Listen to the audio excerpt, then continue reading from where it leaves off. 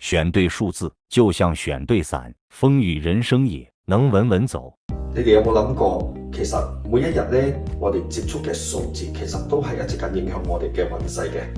我係 Manson 師傅，從事呢個易經數字呢已經有20幾年咗啦。好多人問我呢，第一句就係、師傅話我哋個命係咪注定唔好㗎？但其實呢，我哋個命呢係可以調整嘅。咁樣從出世日期、身份證號碼呢啲我哋叫本命數字，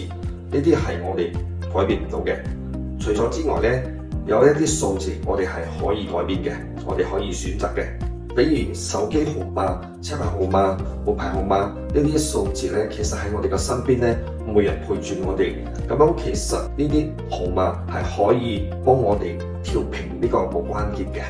我成日都講，命運就好似天氣咁樣，你改變唔到幾時會落雨，但係我哋可以揾適合我哋嘅遮啦。我幫客仔揀數字嚟講呢，唔係憑着呢個感覺嘅，係用根據呢個八字個數字個方法去計，係用呢個五行平衡嚟去計，嚟幫助呢個客仔喺呢個八字入邊呢個關鍵入邊，俾佢嘅人生入邊呢可以做得更加嘅順同埋更加嘅穩咯。就好似袁之光，佢哋做嘅眾生機理念都係講求緊個人嘅精進，呢個唔係集體做，亦都唔係批量做，係